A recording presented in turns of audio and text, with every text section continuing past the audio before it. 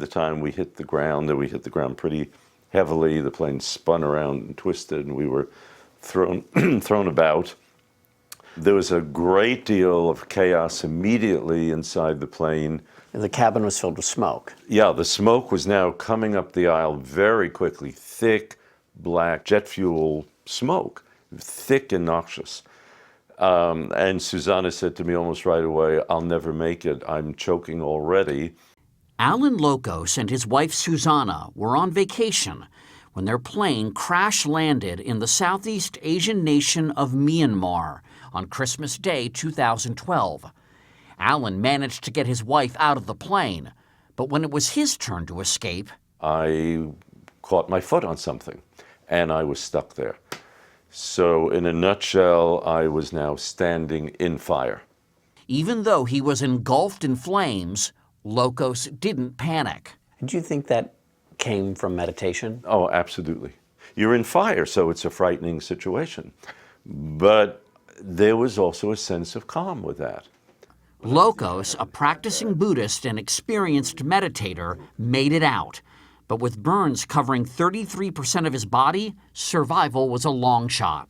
Every doctor who saw me, they all said the same thing. You can't survive these injuries. But Lokos did recover, and he says his ability to remain calm, cultivated from meditating 7 times a day for 20 years, is a big part of why he survived a fiery plane crash. Can you speculate on how things would have gone at that moment had you not been calm? I would be pretty certain that I would have died in the plane. The person right behind me did. It may seem like a stretch that years of meditation, the act of focused, quiet thought, made the difference between life and death in a devastating plane crash. But it's a proposition that's being taken more seriously than ever before. Dr. John Denninger is Director of Research at the Benson Henry Institute for Mind-Body Medicine in Boston, Massachusetts. I have no doubt that that kind of mental training would enable you to essentially put aside the fact that your body is basically yelling emergency, emergency, emergency, and enabling you to attain a certain calmness in the face of that that would allow you to take action. While these people might look like they're in a passive state, their brains are very much active. And meditation, Denninger says, has benefits way beyond staying calm.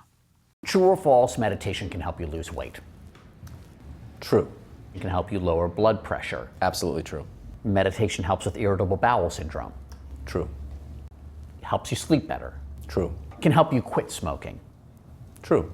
Studies have shown that it may have an impact on the cellular level too, slowing the effects of aging and increasing neuroplasticity, which is the ability of the brain to grow new brain cells and develop new connections. And they thought that once you were an adult, neuroplasticity was gone. That has clearly been shown not to be the case. And one of the clear findings is that meditation has the ability to actually make certain brain regions thicker. And that means that there is a growth of brain cells. It's a long way from when meditation was seen as strictly alternative medicine. And in this country, we're safely out of the woo-woo zone in terms of its perception? I think not entirely safely out of the woo-woo zone. I mean, we're out of the woo-woo zone in terms of what the science says. In terms of what people believe, I think there are plenty of people out there who still are like, they hear the word meditation and they poo-poo it. About 18 million Americans meditate. I'm meditating 37 years. I've been using it for almost 40 years. Including some very bold-faced names.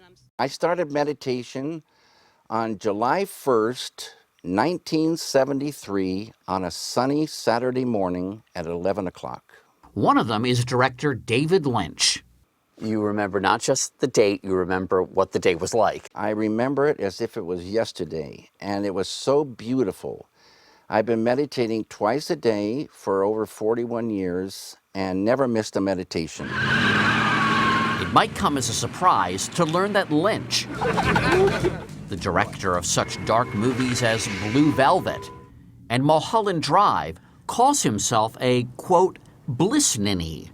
He practices transcendental meditation, also known as TM.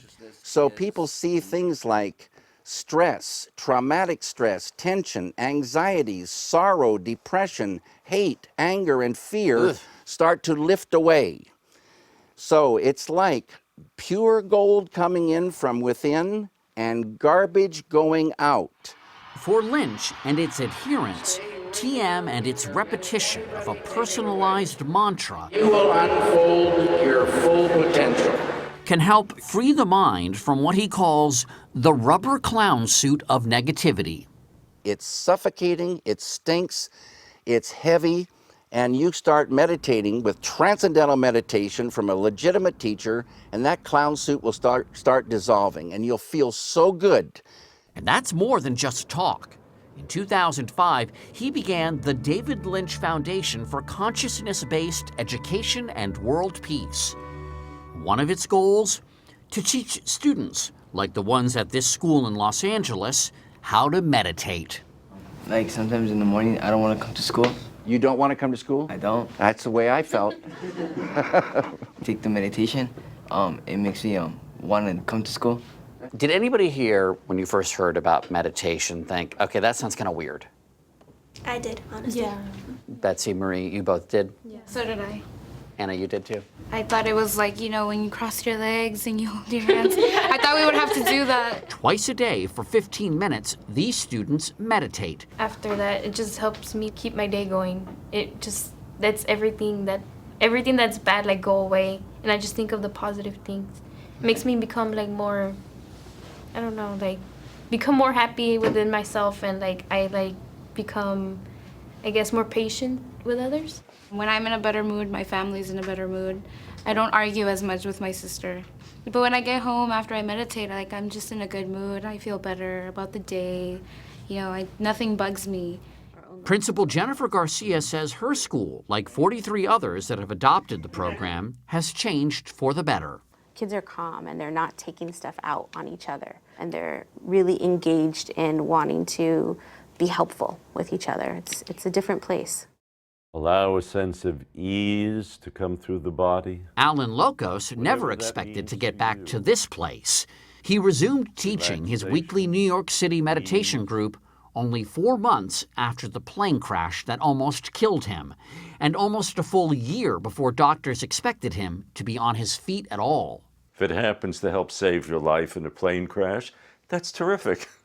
Let's hope that that's not how it happens, but I think most of us, if not all of us who do this, see changes in our life every day that are significant.